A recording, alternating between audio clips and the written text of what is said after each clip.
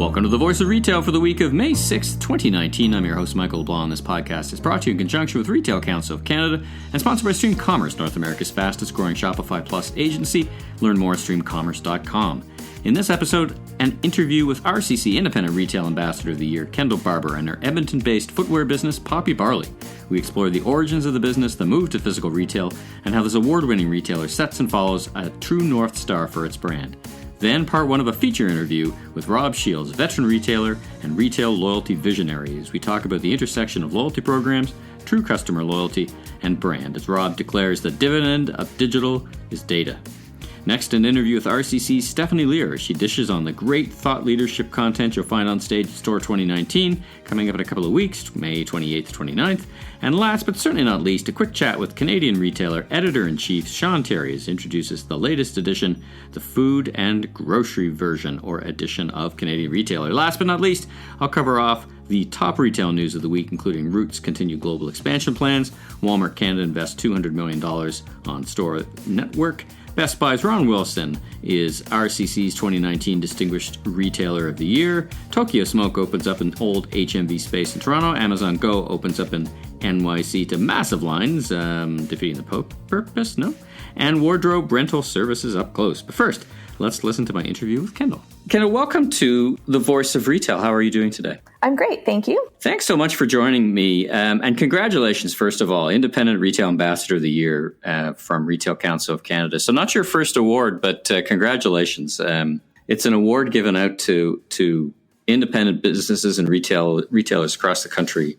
So it's so wonderful to see your name and the Poppy Barley brand. So you've come a long way. Tell us about Poppy Barley and how it started and give us a sense, for those of you or for those listeners who may not know of you, give us a sense of your journey and the brand. So Poppy Barley is about 6 years old now, and we're really rooted in the idea that we want to make the best shoes. We started 6 years ago. We started as an e-commerce company, and about 3 years ago, really started to experiment in the retail place. We first had a showroom built into our office. And as our showroom gained traction, then that led us to think about opening our first retail store, which we did almost 2 years ago. And then we just opened a store in Calgary this year as well.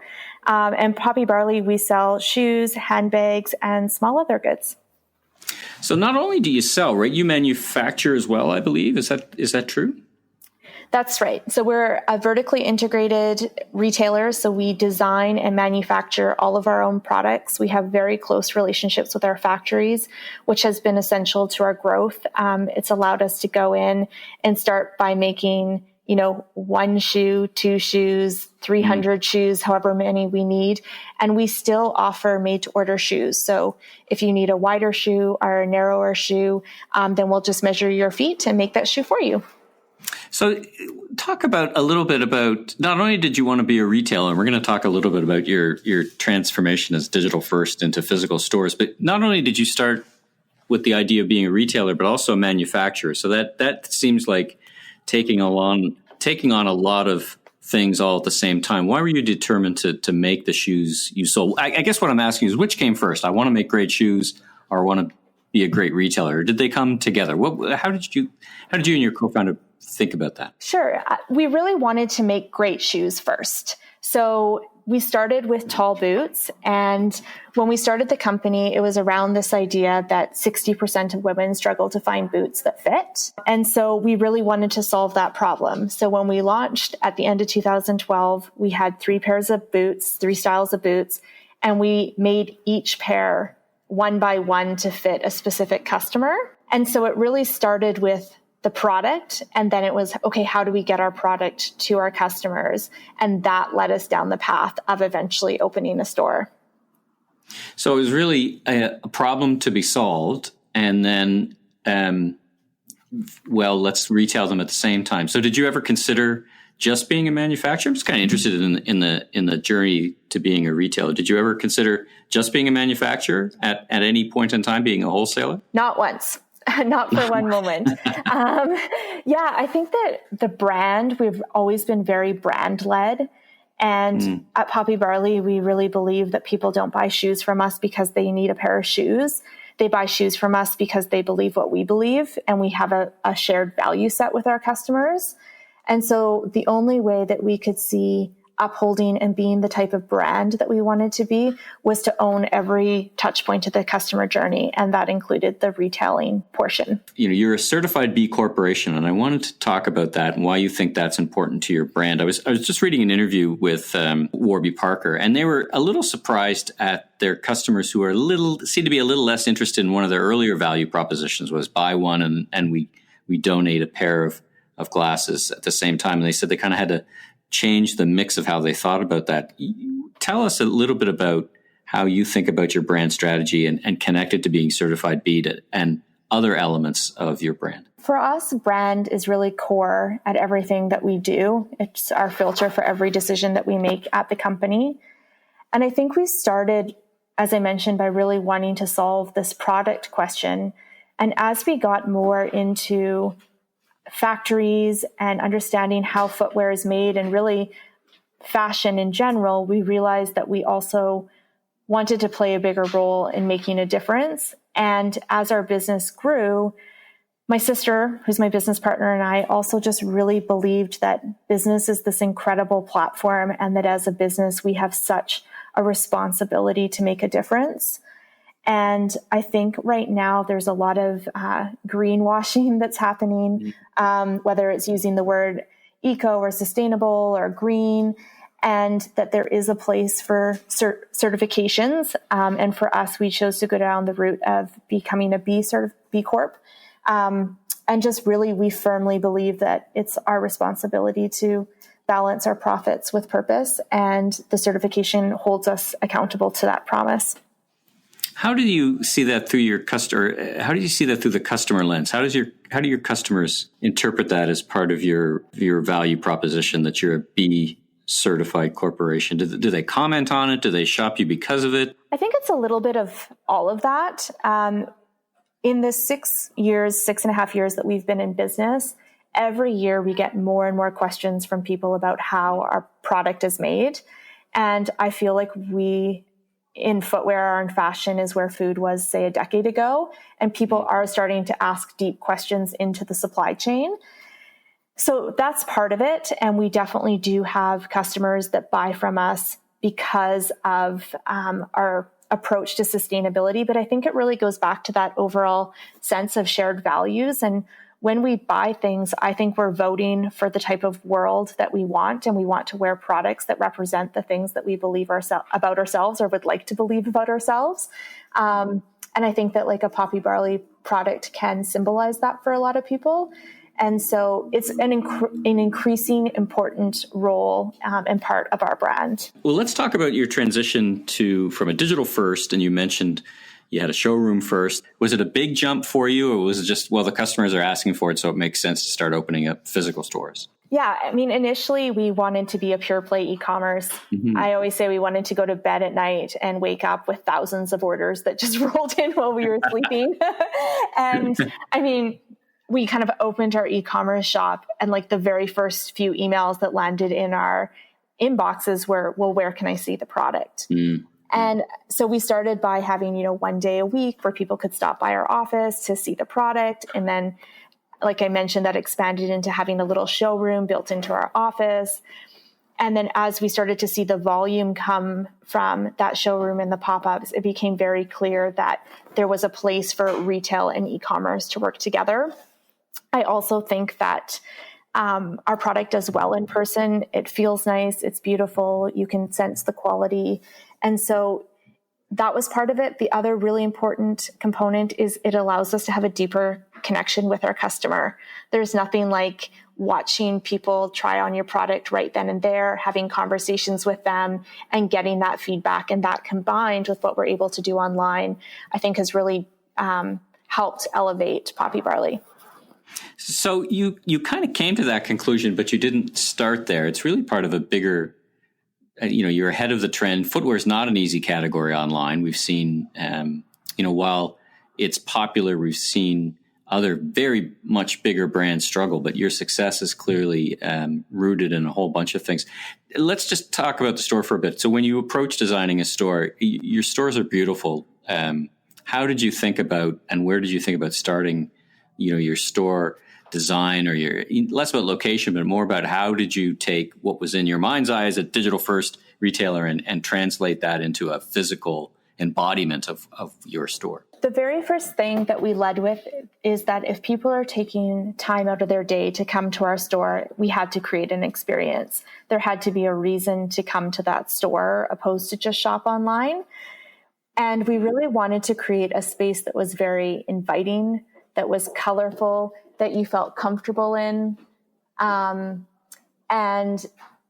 really our goal is that if you visit a Poppy Barley store, you will know more about how a shoe is made than before you walked into our store. So really leading from a place of education.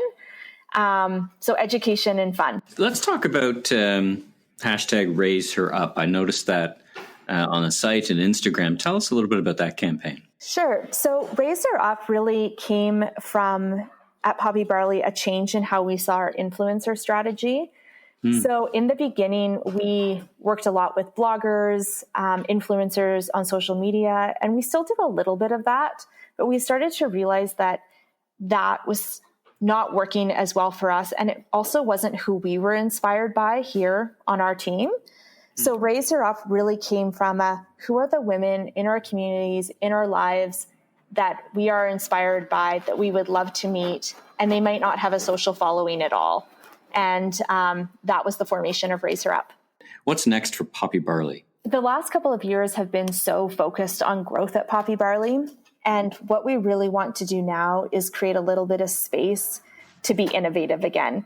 So I think that we've got 2 stores, we have our e-commerce channels, and what we really want to do is go, okay, what's next? What's happening around us, and how are we creating that future and really pushing ourselves to be part of that next generation of Poppy Barley. So we're going to take a year, I think, here, not open another store in the next year, and just really get innovative and attack everything from a lens of excellence and innovation, and then decide if our investment should be in the e-commerce space, in retail. And I think that there's a way to do retail both through stores, but also play a little bit more with our pop-up spaces. Last question. What advice would you give to other independent retailers who are in your situation? You're now the retail ambassador, independent retail ambassador of the year. Any advice for independent retailers out there as they think through their brand and their challenges and their opportunities? I think it's really important to have a North Star and something that you really believe in, and to have that as a filter to make decisions around. That was a really big turning point for Poppy Barley when we got really clear about who we wanted to be as a company and our brand and our values. And then that informed our product strategy. It informs our marketing strategy. It attracts the right people to work at Poppy Barley, and then ultimately attracts customers to our product who wants to be part of that too. So I think really taking the time to define who you want to be when you grow up. Right, and for us, right. we're always in that work, right?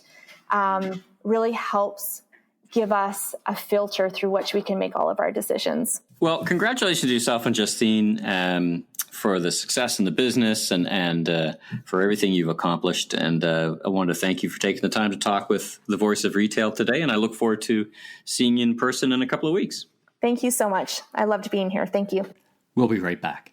Hi, this is Walter Robb, Principal at the Stonewall Robb Advisors and former Co-CEO of Whole Foods Market. Please join me as I join you in Canada at Store 2019 to take the main stage, sharing my views on the state of physical and digital retail, what customers are up to now, and how this is all changing as they shop for new food types, and other products. I'll also talk about how the store experience is changing and how Amazon, I believe, will continue to innovate and disrupt the retail ecosystem.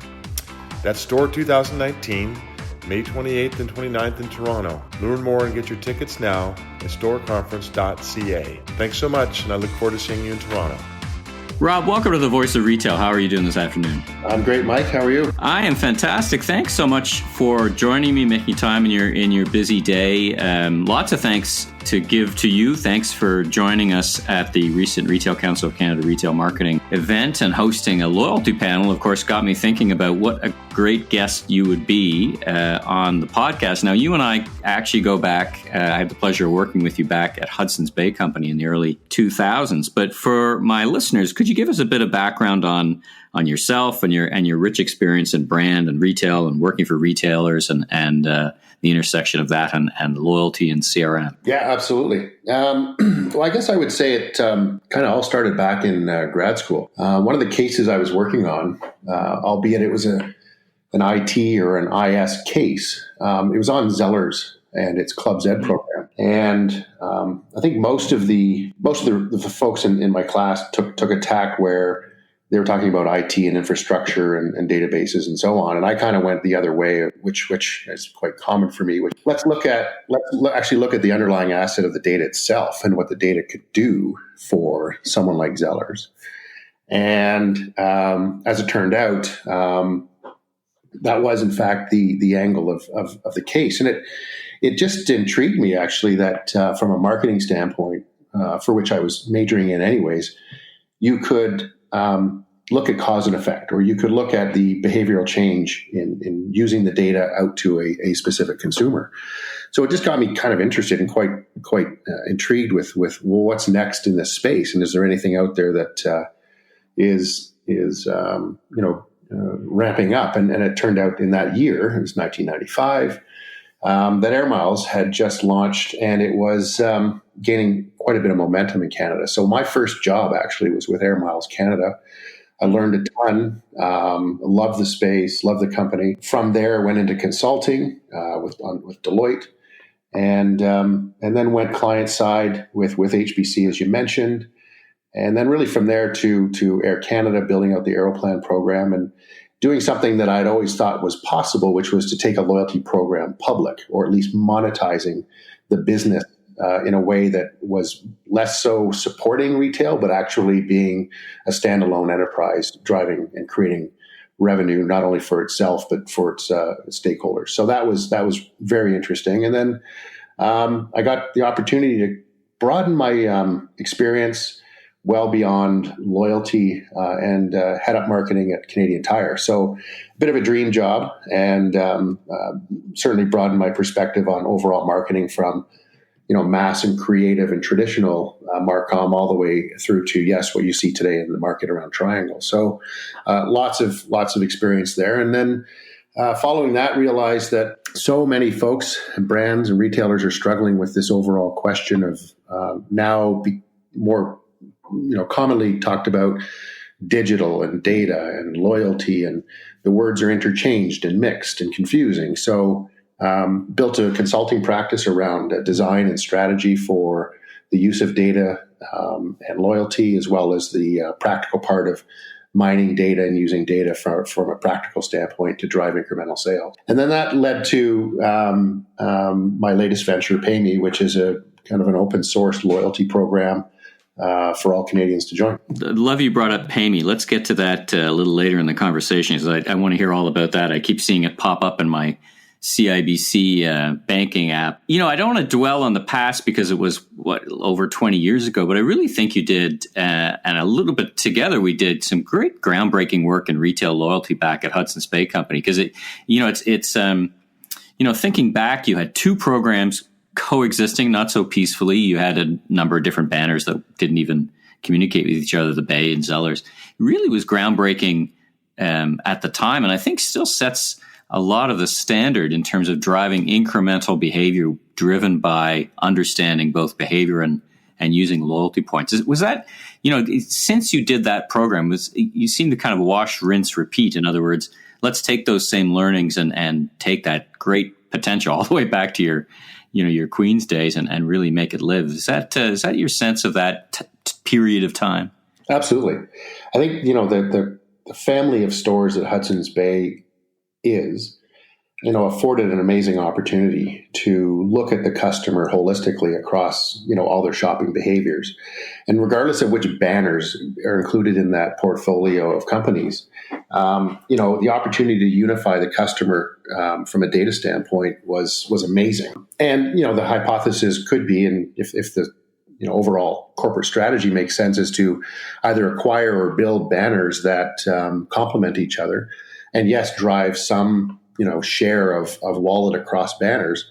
Then it's almost a natural question of well, does that actually happen, or in what case should it happen, and to what extent should it happen? And yes, I mean today, fast forward to Canadian Tire Corporation, that was exactly the strategy that we undertook a number of years ago, which was not only building out more retail businesses and acquiring retail businesses, but thinking about how do we share that customer wherever he or she originates across the other sister companies, and if you can build bridges between the businesses or the banners, and having a quote unquote currency that allows you to travel across those banners, then it makes total sense. And so to some extent where those corporate structures exist, absolutely is the way to go to build leverage and build economies of scale to the extent that you can in Canada. But even if you don't have the sister companies available, then you look to external partners and you start to look at non-competing brands that can also leverage the existing base between the 2 or 3 or 4 organizations, and then create synergies across without necessarily competing. So that model is still very robust today, and it works. And it works. I think the challenge is in most proprietary programs, you're continually speaking to the same customer over and over. And right. The idea that you can look at behavior from a standpoint of, well, he or she spent more or visited more often, that's fine. But what we don't know in most cases until now is what is the actual share of wallet. So if, for example, someone spends $100 with you and only spends $100 in the category, then he's 100% loyal. But if someone spends $1,000 with you, but $5,000 in the category, they're more valuable, but actually less loyal. So the question of loyalty actually starts to emerge of, well, what do we mean by that? And what are we actually trying to accomplish here? And so thinking about that numerator and denominator has always been elusive, because you really don't know what your customers do outside of your franchise. As I said, until now. Now the share of wallet question actually becomes more of the loyalty factor than, what we used to think about, things like recency, frequency, and spend. It's actually now share of wallet. So that's really exciting new space that's opening up. And, in Canada and, US, UK, and Australia in particular, those markets are really gravitating to this concept. It's interesting because, we talk about, or you speak of this intersection of loyalty programs and loyalty, right? And right. Many times we talked about how the two were not remotely the same thing. That, programs have evolved from, coffee cards to Zellers, which was basically earn the same points no matter which transaction Club said. I mean, many programs are like that. Actually, Zellers was a leading program in its time, right? To give it full credit. To a transactional and to developing insights. One thing you brought up, I wanted to ask you about. What's your advice for CMOs who are sitting and trying to think about loyalty programs and insights and CRM, but they own multiple brand? You were on the stage with Sean Bloom from VP Loyalty from Sobeys, a colleague of ours back at Hudson's Bay, and it's they at Sobeys have multiple brands that are distinctive. They don't really. They by intent don't really cross paths. Yet other retailers try to do the same. I know we overcame that hurdle. I don't know if hurdle is the right way. That's why I'm looking for some insight. But from you, we overcame that at Hudson's Bay because you had, the mass and department store never mix. They should never mix, but it's not always the case. Yet at the same time, some brands are distinctive for a reason, right? Some formats are distinctive. The discount format in grocery is different than the full-on format. What's your advice to CMOs to think through that, to leverage? Listen, I got a big fleet of stores, multiple banners. Some, like in Canadian Tire, are complementary. A Mark's and a Canadian Tire. Others are just different formats or structures. How do you think through that? To me, I think the first thing you need to do is think about two things. One is and you touched on it, is what is the exact position of the banner or the brand in the market? And where does it start and where does it stop? And if you can distinguish and stay true to that positioning in the market, and yet you then have a strata of multiple brands either going up or down from there, either from a price point, experience, whatever the dimension is that you're differentiating on, if those are clearly defined, my guess is that most times those customers will not mix, and they shouldn't mix if your value proposition is sound, right? Because you've clearly defined what the value is for this segment of customers. So it's very difficult, I think, to build those bridges we talked about between those banners in those cases, because theoretically, you should be serving very unique, distinct customer segments by each banner. However, your word you use, the complementary banners, though, in the case we had with the Bay and Zellers, there's absolutely no reason why a Bay customer could not shop at Zellers and vice versa. The value proposition of Zellers kind of having an array of everyday goods and services versus, the Bay, which was, higher end fashion, home furnishings, while different business cycles and unique, there was an overlap in the customer base. And through the work that we did, we proved that. And in fact, what we saw first off was that the Zellers customer, all things being equal, was choosing to go to Sears at the time.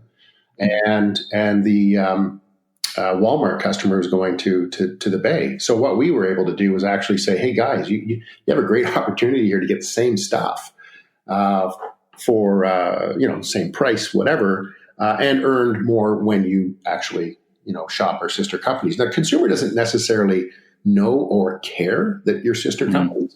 I think what they do care about is what value is created when I do what you're asking me to do. And that still holds true today. So the advice I would give is make sure that your brand or brands have very distinct positions in the marketplace that, tend to either complement each other.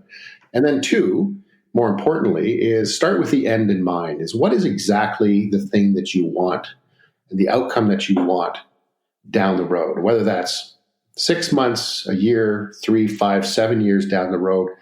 What does success look like when you undertake this initiative? And that's you and I spent a lot of time at HBC thinking about those things because we didn't want to just do stuff. In other words, like throw tactics into the marketplace that didn't have any strategic purpose or to any financial consumer outcomes. We said no. At the end of this, whatever this is, 5, 10 years from now, we want to have X percent of cross shop. We want to have Y market share. We want to see, our competition, unfortunately losing share to us at this rate, et cetera. And with those goals in mind and objectives set and known, frankly, across the enterprise, which is part B, number 2, is this whole idea of change management. As CMO, my success largely came by broadcasting and getting other people to buy into what we were trying to do. And I would say, submit in the case of Canadian Tire, it was tried a number of times to get this same thing done, but it failed every time.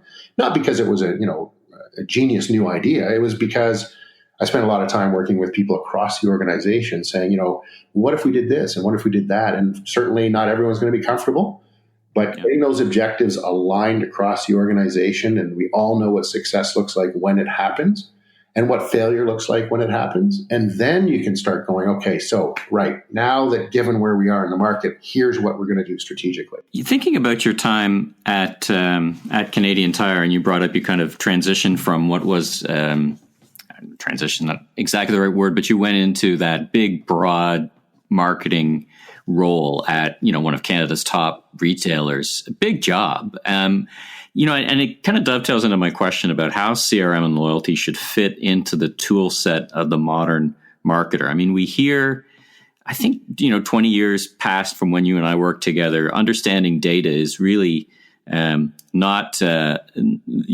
far flung from the minds of CMOs. But, again, kind of back to your advice is as you thought through the expansion of everything from mass to events to influencer marketing, some of these things are less measurable than others. How do you see CRM fitting in that and integrating into these broader programs? Well, I think it's still incredibly important and increasingly becoming a more important, tool in the toolkit for marketers. And I would suggest that the evolution of the role itself has taken place over the last 5 to 10 years, where CMOs just, are more quote unquote digitally savvy because of the media channels that are being available. But the dividend of digital is data. So to be conversant in understanding of what role data plays, not just over here in what might be considered a loyalty program, but actually across every single thing you do, every channel, every property. We'll be right back. Hi, it's Tony Chapman. Join me at Store 2019. I'll be delivering a keynote titled From a Place to Buy to the Place to Be, how bricks can counter clicks by focusing on selling moments versus simply peddling merchandise. I then lead into an incredible panel discussion with 3 industry titans talking about the reinvention and reimagination of Staples Canada. Joining me is David Boone, the CEO, Joe Jackman from Jackman Reinvents, and Dragon Joe Mimran, who will talk about this incredible story and leave you with actionable insights and ideas for your business. Store 2019, we'll see you there. Stephanie, welcome to the Voice of Retail. How are you this afternoon? I'm great. I'm excited to be here. So excited to be a part of this fantastic podcast. Well, thanks so much. It's your first time, certainly not the first time you and I have spoken together. Tell us a little bit about your role when you came to RCC, and a little bit about your role at Retail Council of Canada. So I started at Retail Council of Canada on the events team last September. My role on the team is the production specialist. My focus is working with our retailer members to develop the places of focus and speakers that we really want to have at our events, different conferences and forums, including store. And then I work with our speakers to ensure that they're feeling prepared and confident presenting the material I know that our retailers are looking for. And then likewise, making sure that they also have a good experience as a speaker. And what did you do before you came to Retail Council? Have you been there a year yet? Not quite a year. I'm just starting to loop in as we start to work on Secure Conference this fall. That will sort of start to bring me full circle. But before I showed up to Retail Council, I'd actually done a short stint with CHFA, working on their conferences, CHFA East and West. And what is CHFA? CHFA is actually the Canadian Health Food Association. So interestingly enough, there are some really good parallels in a bit of the content that we talk about, both being conferences for retailers. So I really felt like that experience there set me up for success with what I'm doing here at Retail Council. As you mentioned, you joined for our Retail Secure Conference, which is about loss prevention. We'll be getting to talk. I'll have you back on the podcast to talk about that later in the summer. But we wanted to talk today about STORE, the big kahuna, as I call it, Canada's largest retail conference. Tons of content on the stage coming up May 28 and 29. Michelle Ribot has already been on the podcast. I've had her as a guest talking about kind of the strategy and the 2 events that happen in the evening. But this is a great opportunity to talk about the content that's going to be on the stage. You've worked with retailers, tapped into the zeitgeist of what's happening in retail and found amazing speakers, retailers, and thought leaders. So tell us a little bit about the content that folks can expect to see at STORE 2019. Well, we really got started planning a lot of this content in December and January this year. And actually a really big launch pad for me was being able to attend NRF this year. And that really set me up to better understand the content that we want to have at STORE.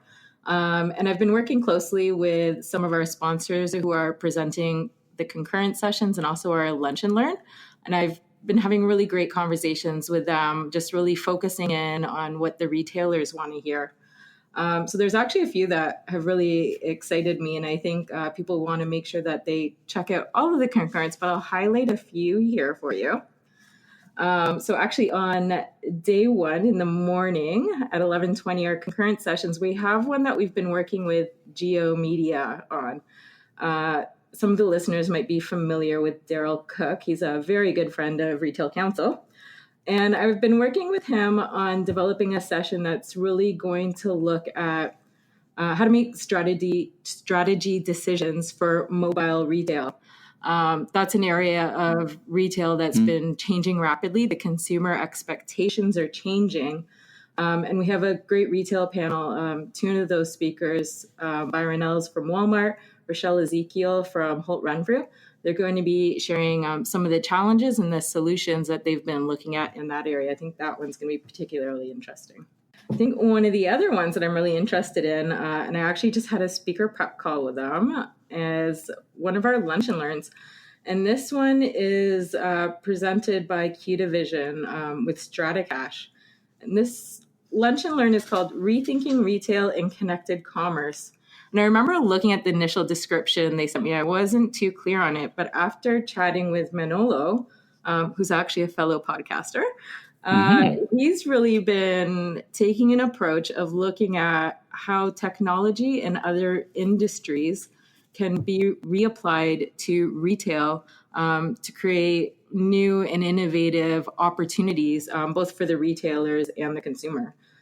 So I think that's going to be a session that will really open up people's way of thinking. That's a great segue. We should let everyone know I'm going to have a live podcasting studio on the exhibition floor. And I was talking to Manolo, who's going to join me for, I'm going to be on his podcast, and he's got a great, very popular technology podcast, and he's going to be on mine. So we're going to cross-pollinate thought leadership right on the show floor. Yes, I think that's an exciting upgrade to our show floor this year.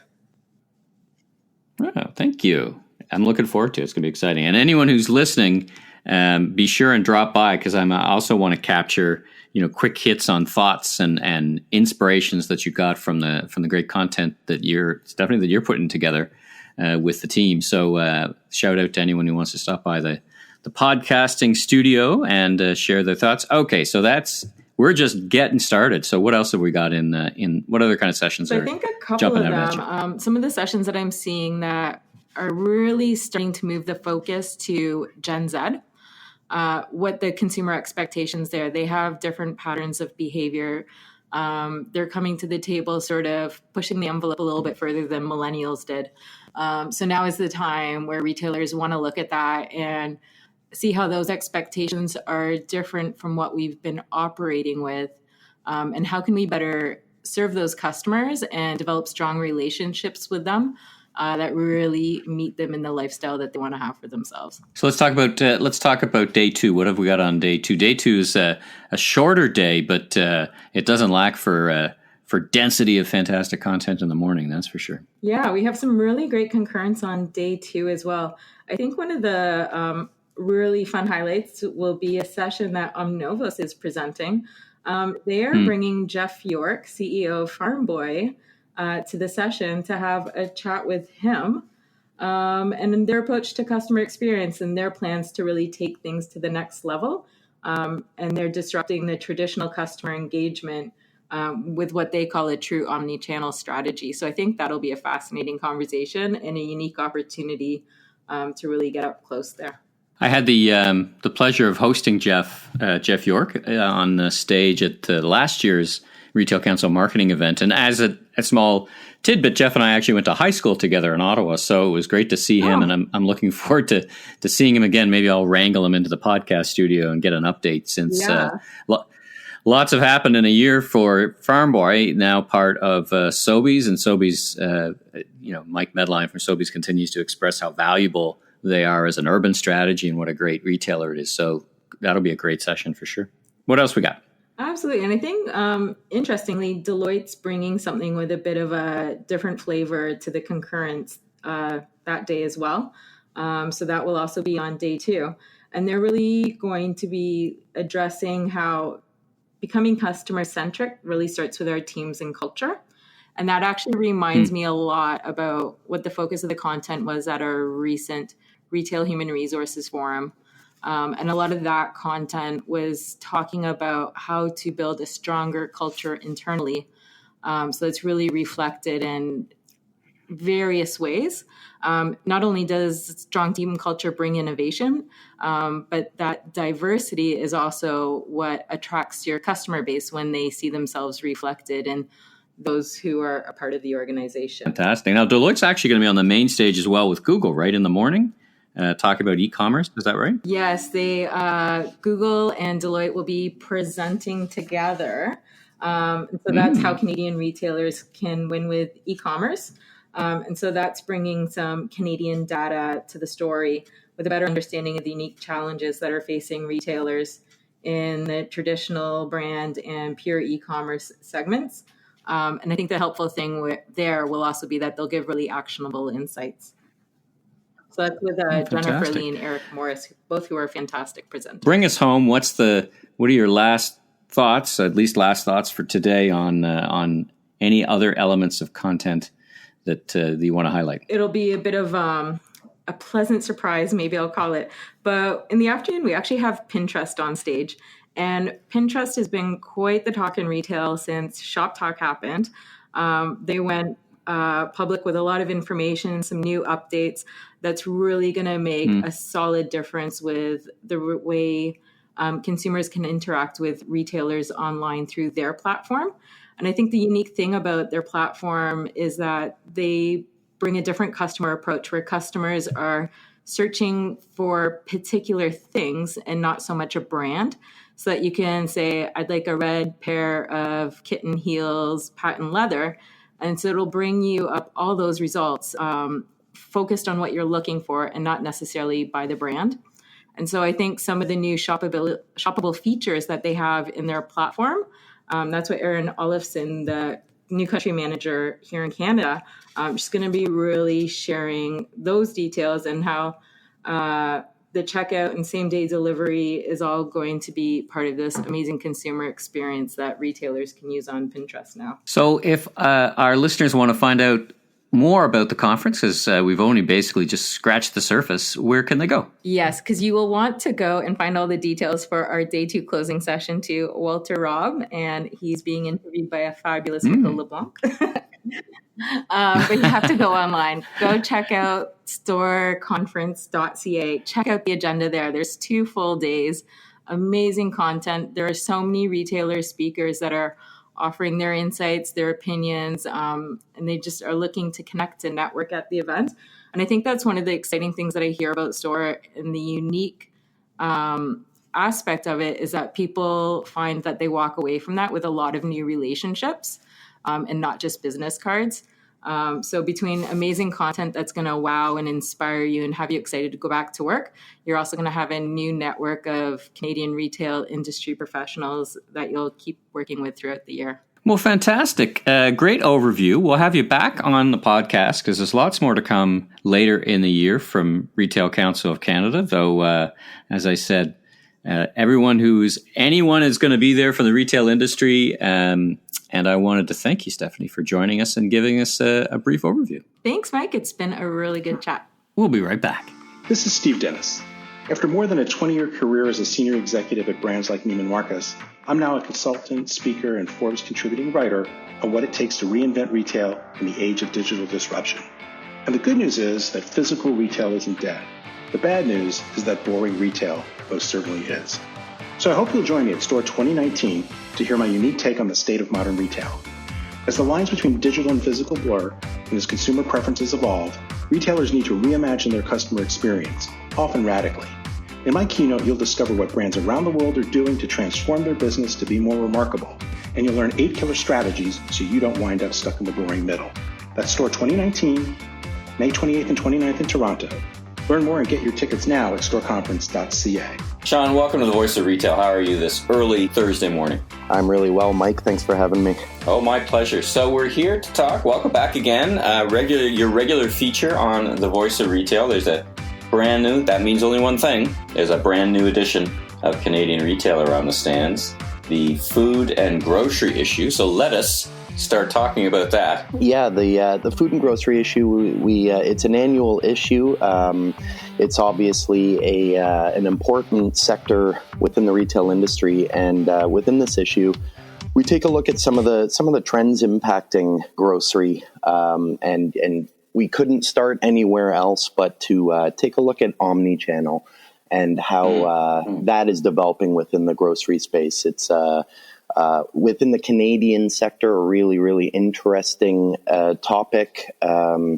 Some would suggest that we're lagging a little bit behind our international and U.S. competitors, but this article delves into some of the nuances that are involved and what might be shaping omni-channel in Canadian grocery going forward. Well, your timing is fantastic as always. Actually in Retail This Week e-newsletter, and I'll be chatting a bit about it. Metro has just expanded their pilot, grocery delivery pilot, to Ontario in a big way. interesting topic. Just as interesting is the use of mobile within the in-store grocery environment. So we take a look at the ways grocers are leveraging that technology to get closer to the customer, understand their needs and preferences, and meet their desires. We also had an opportunity to speak to the Canadian Food Inspection Agency about the Safe Food for Canadians regulations, and they were kind enough to share some tips with us that we can pass along to our readership, tips that will help grocers and food purveyors prepare to meet the regulations that are rolling out over the next year or so. And we take a look at data and how that's being leveraged to the same effect, but right across the entire operation of grocery, improving the back end, ordering and warehousing, and how it's being used to improve the customer experience in store. And of course, linked to the Safe Food for Canadians regulations, we take a look at traceability and how grocers can improve their supply chains by providing that transparency to the consumer. And then we try to round things off by taking a look at the rise of specialty grocery retailers in Canada and how some of these niche players are mostly in an urban setting, setting up square footage and offering to meet the time-starved and convenience-starved consumer. And shout out to our friend Craig Patterson, who wrote that article for us from Retail Insider. What are their highlights? Can you do you want to finish up? Well, we leveraged some research to take a look at the Canadian shopping trip, and that we're leveraging some research from Dalhousie University to determine the length of the average Canadian shopping trip, how many stores they're frequenting, and some of the things that are driving their purchasing behavior. Well, listen, I'm looking forward to reading it. As you can tell, I've already got an early version in my hand, so I'm flipping through it now. It looks great.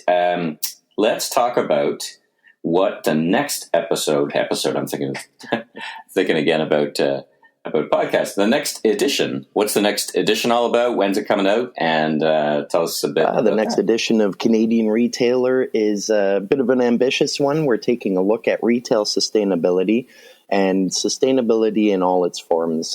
This issue will hit shelves the last couple weeks of June. And in it, we talk about all things sustainability. Obviously, the things that retailers are doing to reduce their carbon footprint and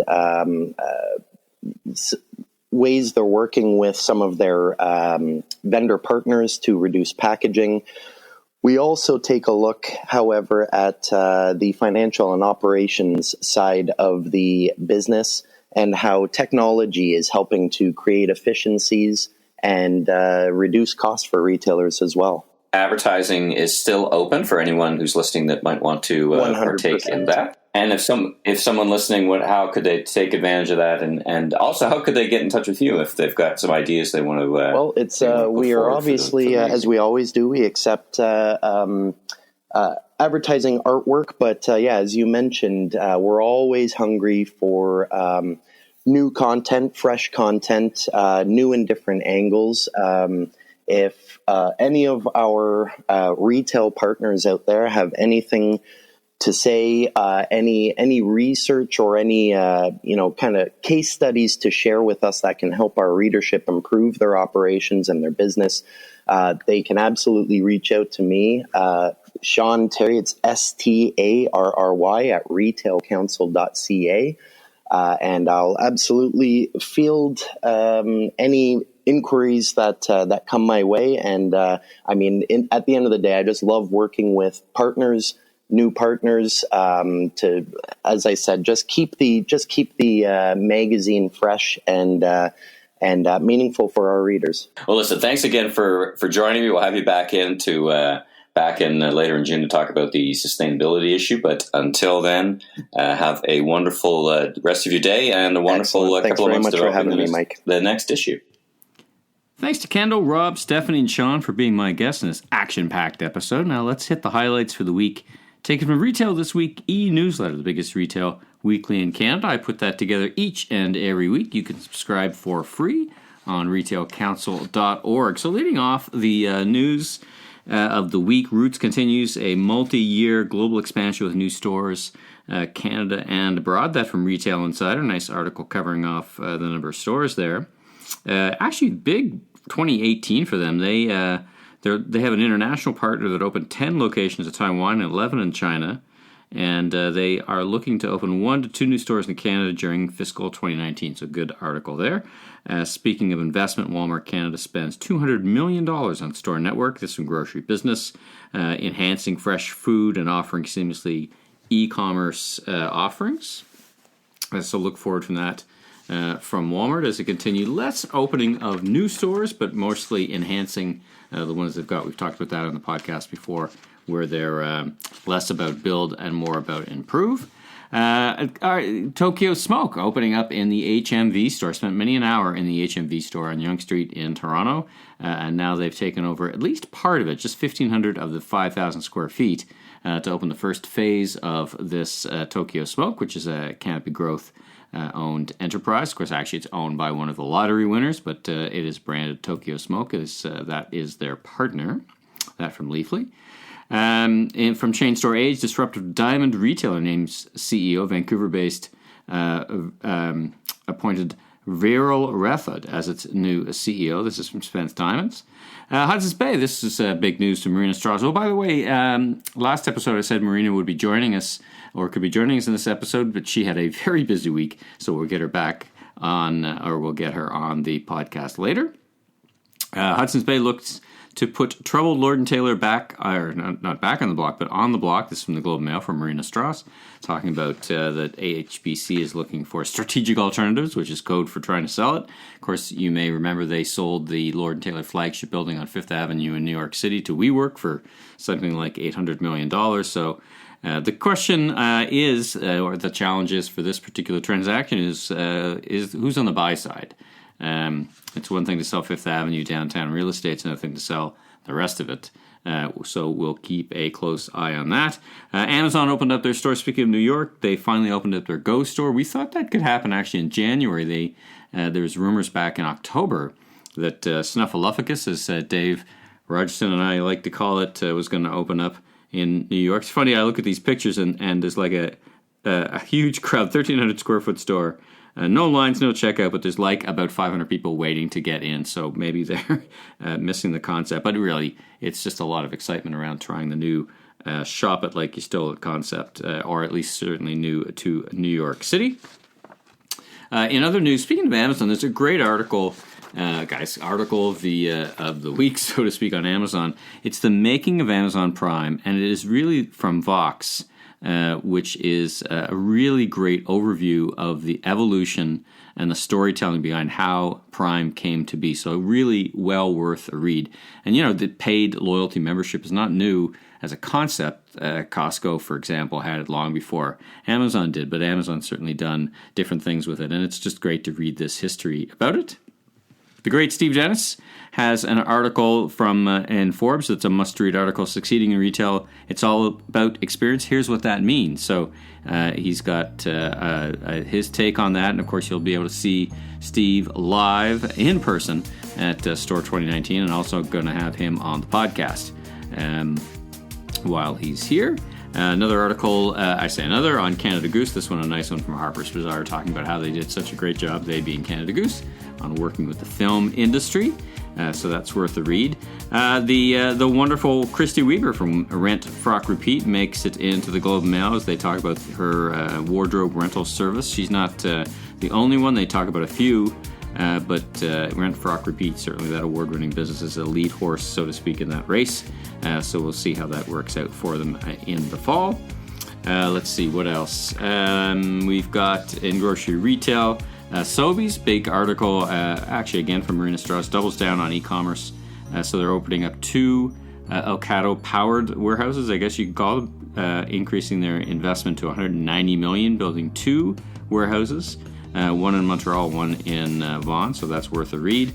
Metro is expanding there. Another article from Grocery Business, their Tri-Zone system trucks, which deliver fresh, cold, and frozen. Organic Garage, this from Retail Insider, plans to be one of Canada's largest natural food grocers with multi-year expansion. They're not, we're an A to Z shop, they say. We're 100% certified organic, so that's worth a read for sure. Let's see what else. Well, finishing it off, still in grocery, we got the BC rollout started for Sobeys products in their Freshco on the West Coast. Oh, and last but not least, M&M Food partners with online delivery service Instacart. So Instacart will be delivering in a pilot in Calgary and London. And of course, Instacart does the delivery in Canada for Loblaw and for Walmart. So that's a wrap on this edition of The Voice of Retail. If you like this podcast, you can subscribe on iTunes or your favorite podcast platform. Please, if you listen, do rank it. That helps my ratings and helps more people find it a little bit faster. So if you listen to it on iTunes, please take the opportunity to rate it if you like the podcast. I'm Michael LeBlanc, founder and president of M.E. LeBlanc and Company. You can learn more about me on www.meleblanc.co or, of course, on LinkedIn. Join me again next week for my interview with Walter Robb, co-founder of Whole Foods. Part 2 of my interview with Rob Shields and Dr. Sylvain Charlebois, Senior Director, Agri-Food Analytics Lab at Dalhousie University and a frequent commentator on the grocery sector in Canada. Until then, have a great week.